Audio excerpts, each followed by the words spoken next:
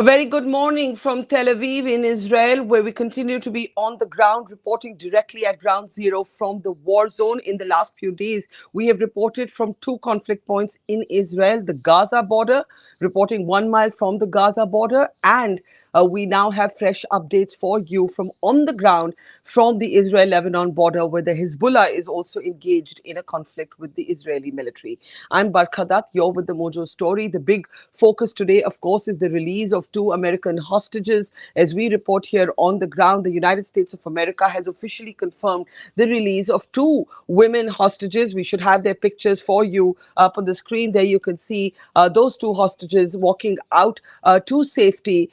You can see their pictures there from before they were taken hostage. And I actually want to tell you a little bit about them. We do have their names. This is Judith Raanan left and her daughter Natalie. If we can just go back to the pictures for a second. Antony Blinken, US Secretary of State, has, of course, confirmed the release of those two American hostages, and it has happened with the mediation of controversially Qatar, which this is there are the pictures. There you see Judith and her daughter Natalie. They are both American citizens. They were taken hostage in southern Israel. But remember, there are 200 others at least. Most of them Israeli, who are still in the captivity of Hamas. And there is going to be a great deal of debate around Qatar's role in this. Qatar, on the one hand, has mediated and secured the release of these two American hostages. But on the other hand, it's also seen to be the country, one of the only two countries in the world that actually backed Hamas in the aftermath of the terror attack. So how would Israel, for example, do business with Qatar, given Qatar's public position and also its sheltering of the Hamas's top leadership? A lot to discuss and think about there, but let's get started with the US Secretary of State, Antony Blinken, confirming the release of those two American hostages from Hamas captivity. Good afternoon, everyone. About an hour ago, two American citizens held by Hamas since October 7th were released. These two Americans are now safely in the hands of Israeli authorities in Israel. We expect a team from the U.S. Embassy to see them very shortly. Over the coming hours, they'll receive any support and assistance they need. And of course, we're very anxious to be able to reunite them with their loved ones. We welcome their release. We share in the relief that their families, friends, and loved ones are feeling. But there are still 10 additional Americans who remain unaccounted for in this conflict. We know that some of them are being held hostage by Hamas, along with an estimated 200 other hostages held in Gaza. They include men, women, young boys, young girls, elderly people from many nations. Every single one of them should be released. Since the earliest hours of this crisis, the President has made clear that he will do everything possible to secure the release of every hostage. During my own recent travel to the region, I emphasized the urgency and importance of this to the United States and pressed our partners to do everything they can to help us secure the release. Since that time, we've continued to work relentlessly with partners to do just that. I can't speak publicly about the details of these efforts. I know you understand that. But the urgent work to free every single American, to free all other hostages, continues, as does our work to secure the safe passage out of Gaza for the Americans who are trapped there. In this particular instance, I want to thank the government of Qatar for their very important assistance. When I was in Israel last week, I met with the families of U.S. citizens that Hamas has taken hostage. President Biden, too, had the opportunity to hear directly from the families. It's impossible to adequately put into words the agony they're feeling of not knowing the fate of their loved ones. Worrying relentlessly about them, for their safety, for their security, for their well-being. No family anywhere should have to experience this torture. What I shared with the families, as the President did as well, is that the entire United States government will work every minute of every day to secure their release, to bring their loved ones home. They have my solemn pledge, those who continue to have loved ones held hostage by Hamas, that we'll continue to do that, working as though these family members were our own. Those comments by US Secretary of State Antony Blinken thanking the government of Qatar not likely to go down well in Israel, even as they may offer some hope to the families of the 200 hostages that are still in Hamas captivity for two reasons. Qatar, one of only two countries, the other being Iran, to back the Hamas in the aftermath of that horrific terror attack on the 7th of October. And secondly, top ranks of the Hamas do have and have sought refuge in Qatar. And remember, Israel's stated aim is to dismantle the Hamas. So how does that square with a country that actually gives them a shelter is the question that many Israelis will be asking today. But Rishi Sunak, the United Kingdom Prime Minister, who was also here after President Biden went on to Twitter, now known as X, if we can bring up that comment on the social media platform. Rishi Sunak also thanking the government of Qatar and confirming that they have been working together with the Amir of Qatar, thanking Qatar for their leadership. That's going to be a major political talking point and international diplomacy talking point. But for families here who are on the streets literally protesting, let's switch back to the only one image we've had from Hamas on the hostages, apart from the release of these two women, and that is releasing one video in which you can actually see a young hostage, a 21-year-old woman, a French-Israeli citizen, in captivity, and she's then in a classic case of psyops, psychological warfare, made to issue a video message as well. Now, we've been speaking to families of some of the hostages. Let me actually switch you. I don't know if our producer can pull it up quickly, but there was a young woman who was taken away on a motorcycle. I think we all saw that viral video. Her name was Noah. Can we take the banner off? Thanks, Sumit, there. And we can see, we all saw, the world saw this viral video. What happened to this woman? Why does she have an India connection? She's one of 200 still in the Hamas captivity. And we traced her story back to her family and other families that are literally on the streets of Tel Aviv, protesting against their government, but also asking for their loved ones to be brought home immediately. Take a look.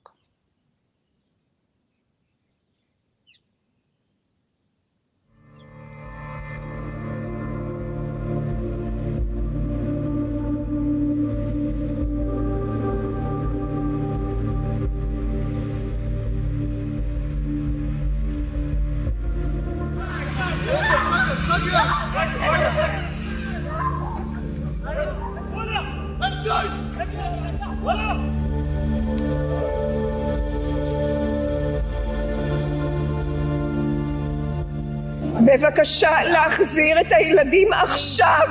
Bring our children back home now. עכשיו להחזיר אותם.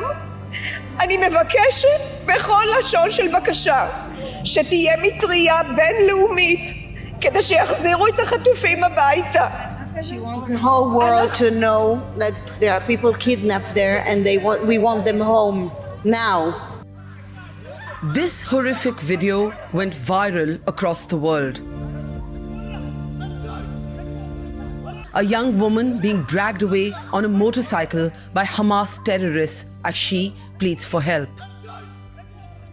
She was abducted from the site of the Supernova music concert, where 380 people were killed.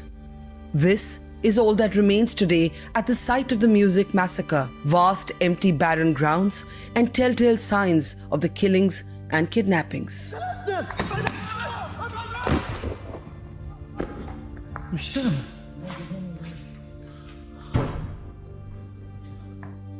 And these posters pleading with the Hamas not to kill Noah, who's all of 26 years old, is all that her family has to hold on to, apart from hope and a prayer.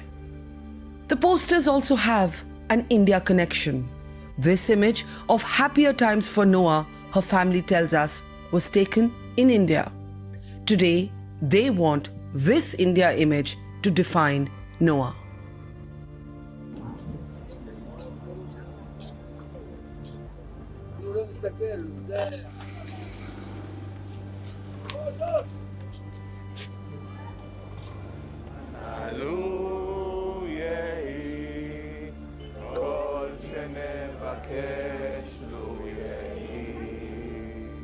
We are now 2 hours away from the music massacre site at a busy intersection of Tel Aviv.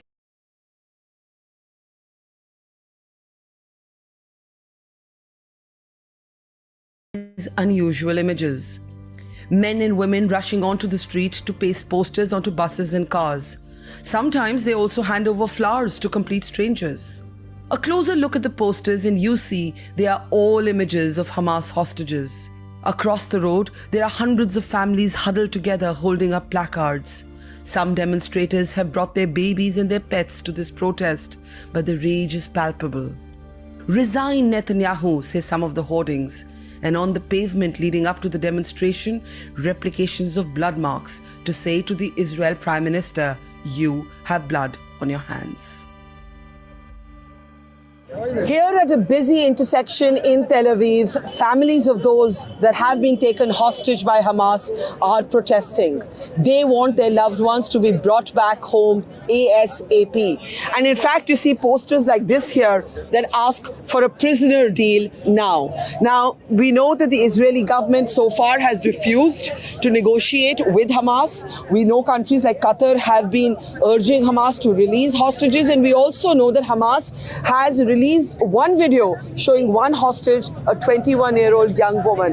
What must the families be going through? You can see all around me here, you're seeing different families holding up different placards, and they're all sort of saying the same thing. They're talking about their loved ones who have been kidnapped, who have been taken hostage. There are many posters here. There's bringing Noah home. We remember Noah from the motorcycle video on which she was abducted by Hamas. There are also others. There's Sylvia here. And I'm going to talk to all of these people one by one. And let me start here. You're both here for Liri. 18 years old. Yes. Liri was 18? Yes. So we're here to first talk about Liri Albag, an 18-year-old young woman. I want to say girl because she really was a girl. Are you her uncle? Yes, I'm her uncle. Yes. And are you also her uncle? Can you tell us what the purpose of this demonstration here is? Well, we are here to demonstration about to try to push the government, all the governments all around the world, or try to publish everything so that everybody know about this kind of Holocaust that we suffered. What would you want the government to do at this point? Try to push all the other government, all the world where they can push Qatar, Oman, to push the Turkish guy, everybody who can push or speak with the Hamas. You want to bring the people back from Gaza. You- This is the first. Bring the people back. All the children, old women, children, 3 years, 4 years, children 8 months. This is normally, this is... Can you tell us something about... Is sitting there, a woman, 19 years, 19 years. This is, you hear what I Yes. talk to you? Yes. 19 years old. What? This is not people, this is animal. Can you tell us where she was taken from? Do you From know? Nahal Oz. From It's a kibbutz? from Nahal Oz. She was staying over there, and then on 7:30 she was calling her mother. She said she's hearing gunfires, and that's it. This is the last time that she heard from them. And then after it, she saw in a small video that Hamas was taken, that they pushed her inside the truck together with the other 4 girls. Together they was staying with her to a truck, with her hand was cuffed, and that's it. I can show you the picture. Yeah, show us. Okay, he's going to take out a video and show us that horrific video. But I want you to tell me, you want the government to negotiate right now for the release of your loved ones? I don't want to negotiate anything. You know, someone come and take my lover from here. Why I should negotiate about something? Why I need to push someone to negotiate with the other side? For what? They come into my country, take my daughter, and take her away from me. Why I have to negotiate with them? For what? Okay, so What reason? this is the rage and the anguish of families here. He's going to show us one of the videos, an 18-year-old girl taken hostage. In the meantime, we'll talk to a lot of other people here. You can see even young children, families have brought their children. And let's talk to some of the people here. You have this poster here, bring them home. Do you personally have a relative missing, or are you just joining the protests? I'm joining the protest. And what do you want the government, the Netanyahu government, to do at this point? Anything to bring them back home. Anything. Do Do you think the government should negotiate with the Hamas? Anything that is needed to bring these people home. Yeah, anything. This is the picture. Okay, here they're showing us a picture of Liri. Liri is their loved one. This is a horrific video. Let's speak to others here at the back. There are many people just holding flowers. They're holding flowers and they're saying, do what you can to bring these people home. We're from India. Good evening. Good evening. Just want to understand the essence of this demonstration. Obviously, a lot of relatives here, a lot of angry, anguished people. Do you have a relative missing or are you just joining the protest? I don't have a relative, thank God. I have a colleague missing. He's captured. Yes. Omri, and I came to, I don't like to call it a demonstration. We came to offer support and give a virtual or actual hug to these people that are going through hell. I can't even imagine 1 hour of not knowing where your child is. Who takes children? Who takes old people? It's just horrible to think about. It is. And when you saw Hamas release the video of one of the hostages, the 21-year-old Mia Shem, what went through your mind? That they're making her say something, and she probably went through a lot of hell. Yeah. So she's alive and she can talk, but that's only one piece of the story. And the meaning of this flower here, we're in a time of war. What does this flower represent right now? For me, it represents life and growth and beauty. I don't know. And we still have to believe in those things, right? We have to. That's what we can control our own selves and what we do and how we react. What happens over there, we cannot control. But we are in charge of ourselves, and we're here to help. Well, thank you for talking to us. We're going to walk here and talk to some other people. As I said, the posters here all say one thing: bring them home. Do what it takes to bring them home. And if you follow me here, just under this little tent, you can see chairs are also plastered with posters like this. This is Liri. We were just talking to her family. There are many, many other families here. There's one more here. There's Maya and Ite, and a lot of the chairs here have posters like this one. Let's take you to some of the other anguished families. Though the government has taken the position that they will not negotiate, the protesters here are asking for a prisoner deal, and they're saying, do what it takes, but please bring our loved ones home. Good evening. If I may just speak with you, if that's okay, just here to cover what all of you are doing here. And I'm seeing that very powerful poster that says, don't kill me. It's a plea for justice. It's a plea to be helped. And everyone, the entire world has seen that horrific video of a young woman being taken away on the motorcycle. I'm sorry, I know you're very upset. If I may just speak with you. I don't speak English. Just a little bit is okay? No. Okay. If you want, I speak with Hebrew. No. Okay, go ahead and speak in Hebrew. Go ahead and speak in She can help us translate maybe? Yeah. Yes, okay. אני מבקשת. She's demanding. אני מבקשת מראש הממשלה, I demand from the Prime Minister, מהדרג המדיני, the מהדרג politicians, הצבאי, בבקשה להחזיר את הילדים עכשיו. bring our children back home now. עכשיו להחזיר אותם.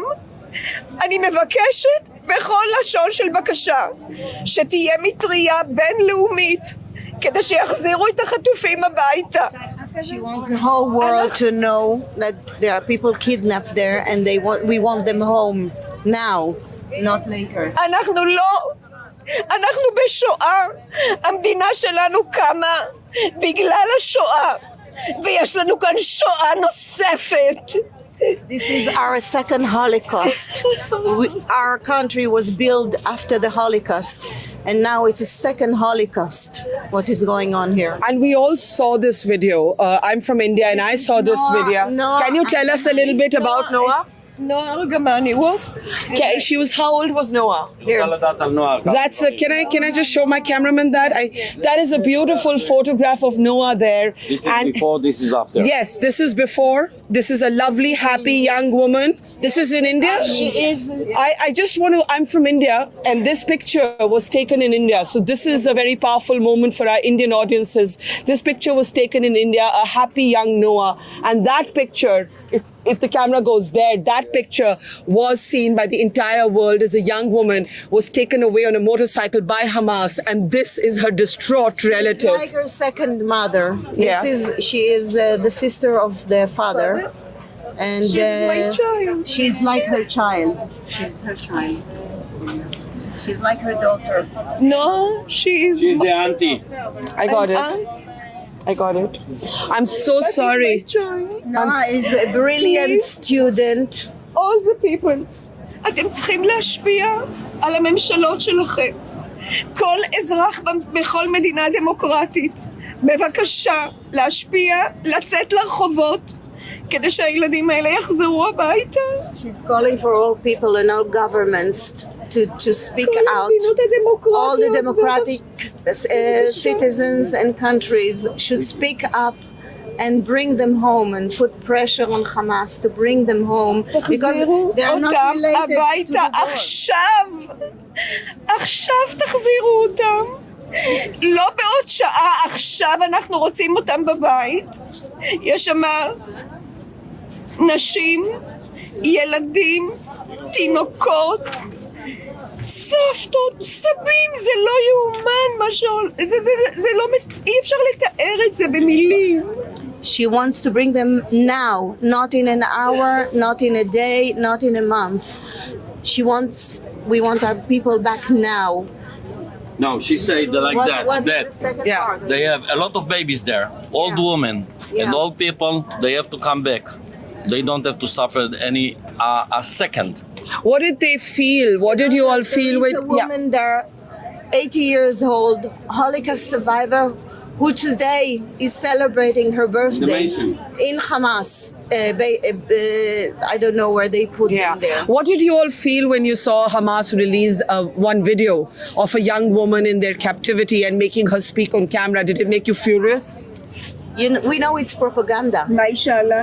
היא שואלת על הסרטון שפורסם, על הילדה שפרסמו את החמאס פרסם את הסרטון. Correct.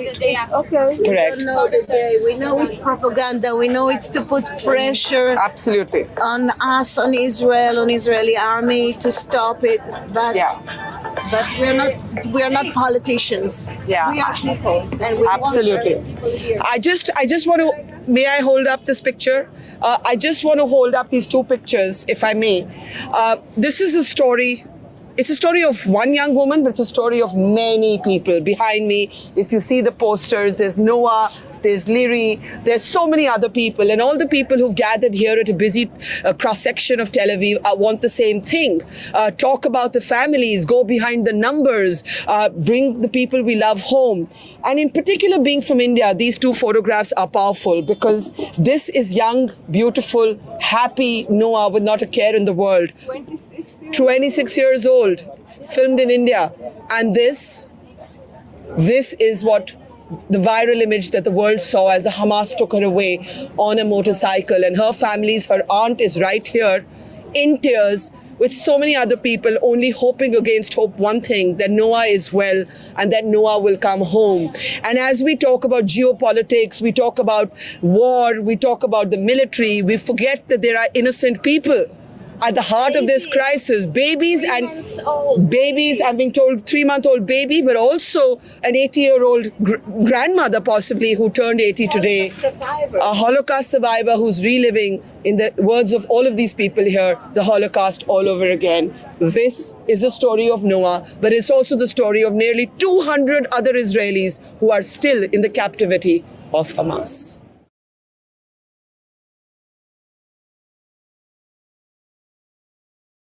Truly heartbreaking images there. Those hostages, families, the families of the hostages who are still in the captivity of Hamas. Only 2 released thus far, and that's Noah there again, whose family we met being abducted by Hamas on a motorcycle from the Supernova music concert massacre site where 380 people were killed.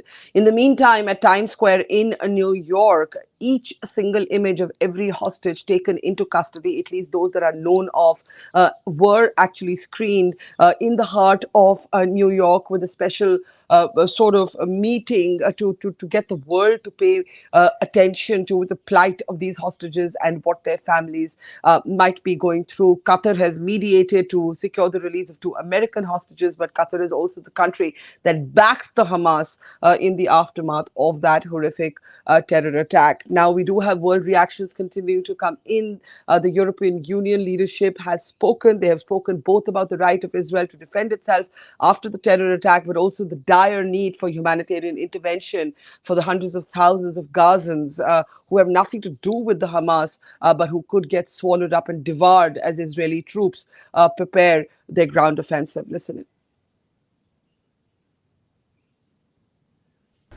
I want to thank you for your remarkable visit to Israel. It is important to show solidarity with Israel, victim of the worst attack since the Shoah. Israel has the right to self-defense in line with humanitarian law. I was in Israel too, exactly 1 week ago. I went to the kibbutz Kfar Aza. The impact on the Israeli society cannot be emphasized enough. We stand with Israel and against terror. At the same time, Palestinians also suffer from Hamas terroristic actions. As we have both said, Hamas does not represent the Palestinian people. The United States and the European Union are both significantly increasing their humanitarian aid to civilians in Gaza. This is crucial in view of their suffering. And we must also work actively to prevent regional escalation. I am particularly concerned about Iran and its proxies. We have all seen the incidents involving missiles and drones from Yemen, potentially targeting Israel. No one should take advantage of this situation. And let me also stress, the events in the Middle East will not distract us from our rock-solid support to Ukraine. We have already provided assistance worth almost $90 billion to Ukraine. This includes financial support to keep the state and the economy running, military equipment, humanitarian aid, and support for 4 million refugees. In the next 4 years, we aim to provide another 50 billion euros. Important is for Ukraine to have predictability.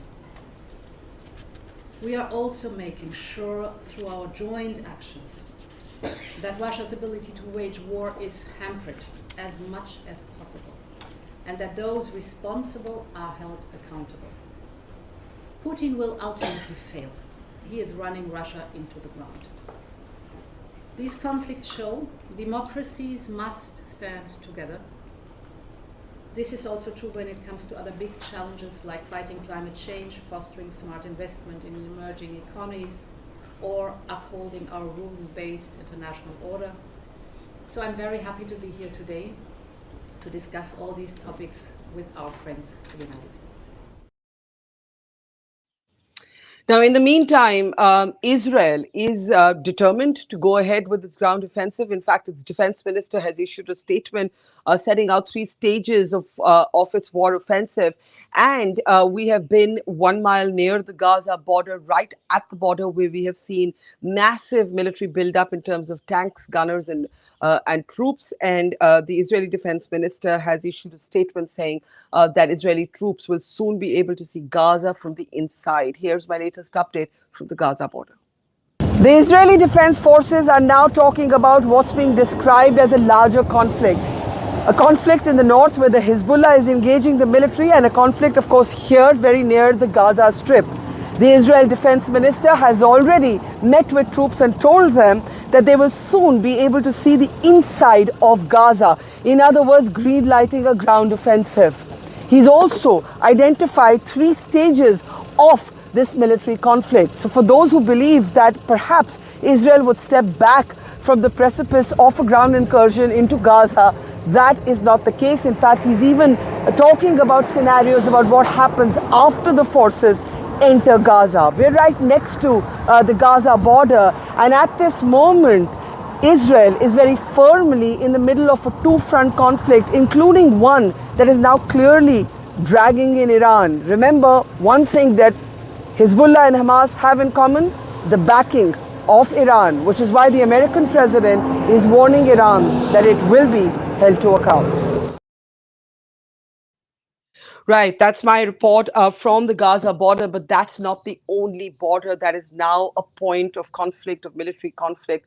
In fact, the other border, the north of Israel, where the country shares a border with Lebanon, has come under anti-tank missiles the last few days. Those are images released by the Hezbollah, the Iran-backed group that has both a political and a military wing. And in fact, Israel has evacuated thousands of people, taking them away from the border that is shared with Lebanon. We went right up, at least the furthest point we could go up to Lebanon, to talk about how the Hezbollah has made Israel, or forced Israel, to open up another war front. On this special broadcast live from Tel Aviv, take a look at our report from the Israel-Lebanon border, where the Hezbollah and the Hamas clearly now are working in coordination, both at the north and the south, keeping the Israeli military unable to focus only on its Gaza invasion, now having to fortify and send troops to its northern border as well. Take a look.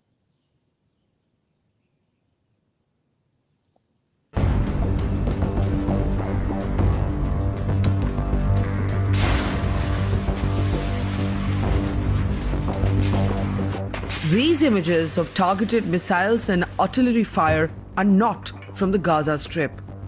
This is the other border of Israel, up in the north, the border the country shares with Lebanon. A border that is fast emerging as a second front in Israel's war against Hamas.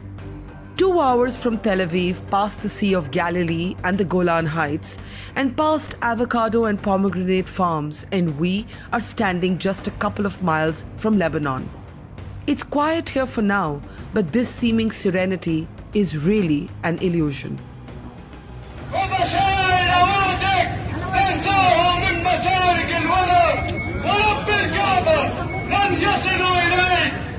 The Hezbollah, an Iran-backed Islamist group based out of Lebanon, has both a political and a military wing. It is now emerging as the X factor in the Israel war on Gaza and against Hamas, with one common factor tying the Hamas and the Hezbollah together, and that is the support of Tehran.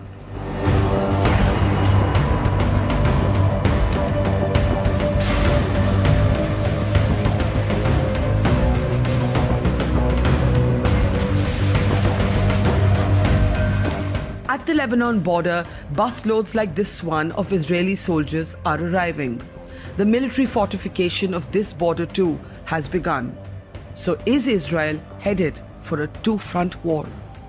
We are now at the northern border of Israel, just a couple of kilometers away from Lebanon. This is a border that has been heating up, leading to a military challenge for Israel, that of a 2-front conflict. While the world's attention has been on the southern part of the country near the Gaza Strip, now there is the challenge of the Hezbollah that has been trying to engage Israeli military forces by firing anti-tank missiles into this area. In fact, Israel has taken the decision to clear people within 5 kilometers radius of the border.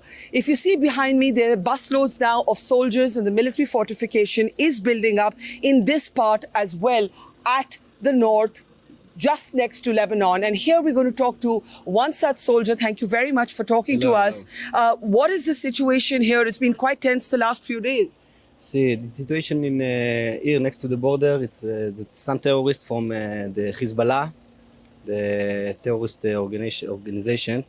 They try to kill us, but just in the last night, we kill some terrorists right here next to the border.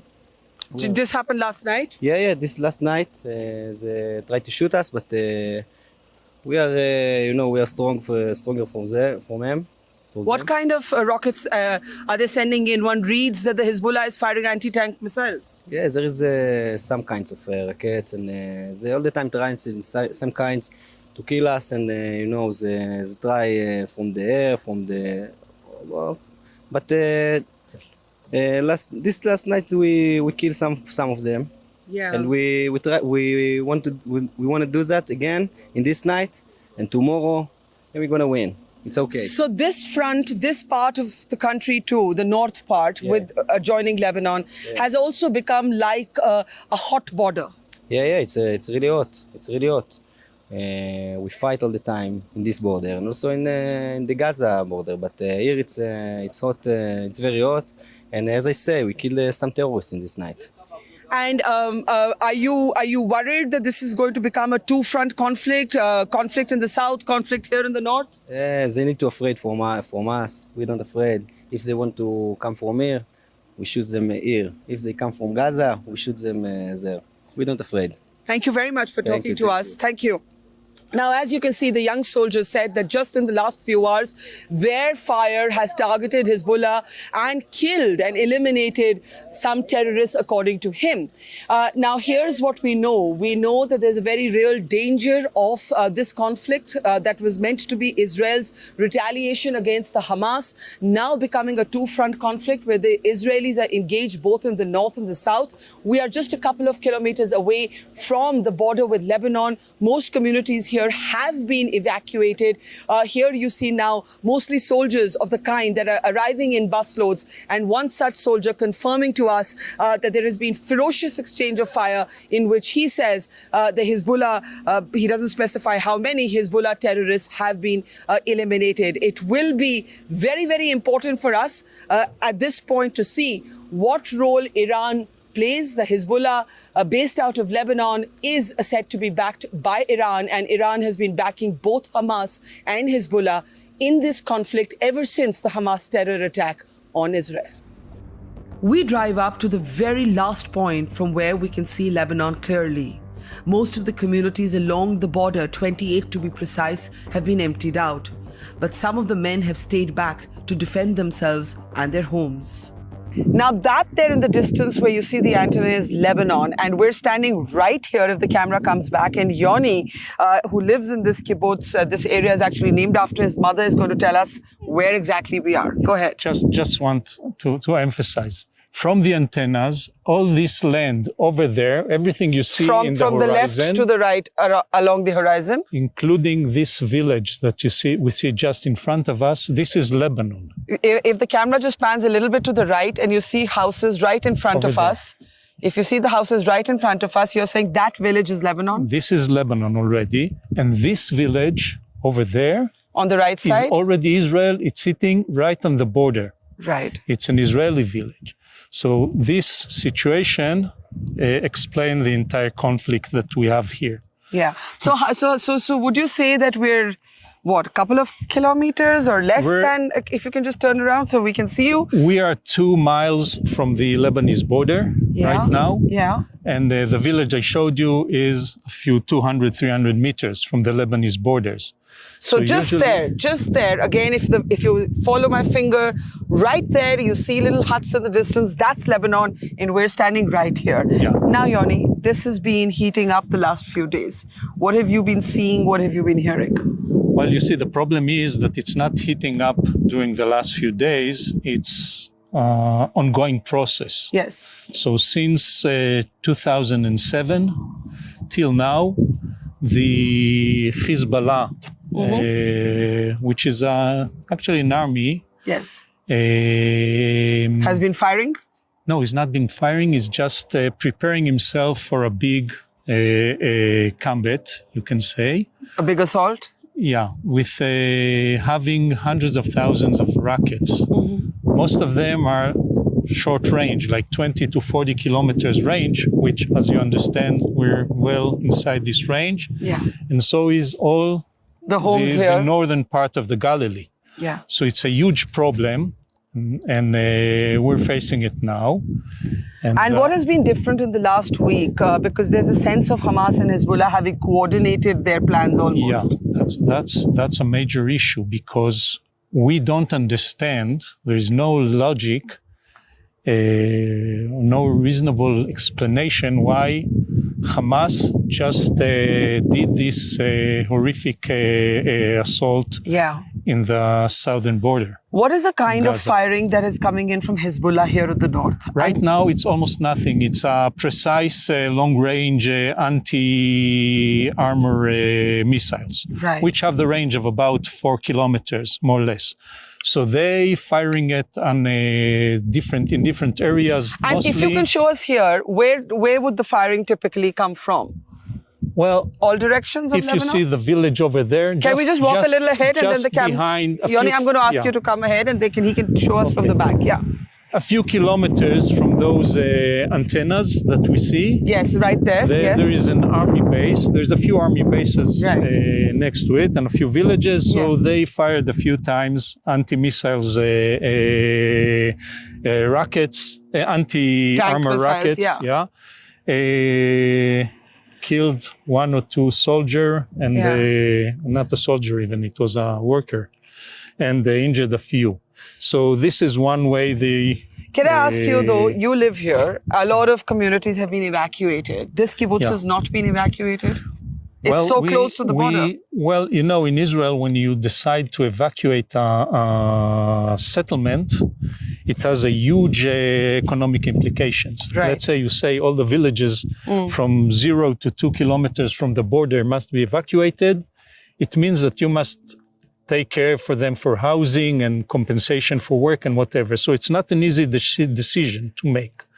So until a day ago, that's what they said. 0 to 2 will be evacuated. We're not there yet. Okay.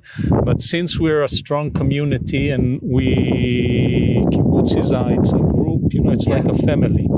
So we already 2 weeks ago, a few days after the assault on near the Gaza Strip, we took out all the children and the education system way inside Israel. Yeah. And afterwards, we did the same with the elders, those who we know that if something happens, won't be able to evacuate by themselves. So the elderly and the children have been moved? Yeah. So everyone that is not necessary here, we made sure that you have a place, you know, in a safe distance from here. Yeah.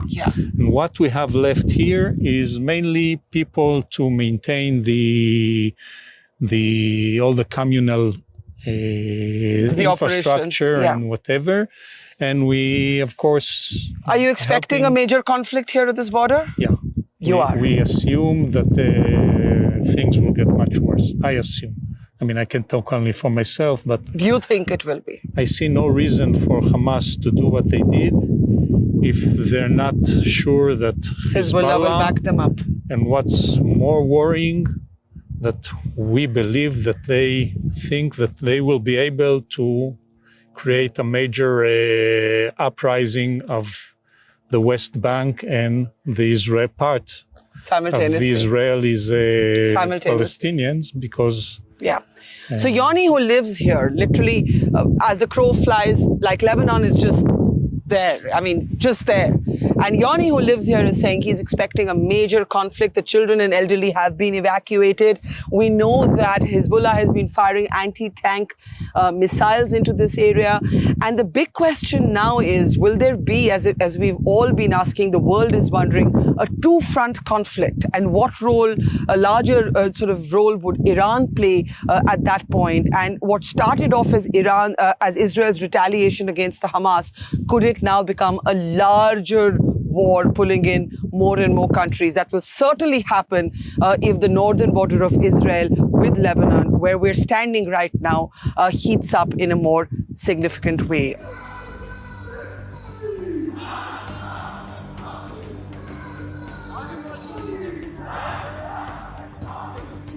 The one thing is clear is this: the Israel war against Hamas is expanding and escalating. It is now pulling other countries in. American warships in the last few hours have intercepted and shot missiles possibly headed for Israel. And American President Joe Biden has warned Iran that the United States will hold it accountable. What began as a regional conflict is poised to possibly become a global one. On ground in Israel with camera person Anoop, Barkha Dutt for Mojo Story. It's great to see you here. Thank you for watching our work. If you haven't subscribed yet, don't forget to click the bell icon and subscribe to Mojo Story and support independent, robust journalism.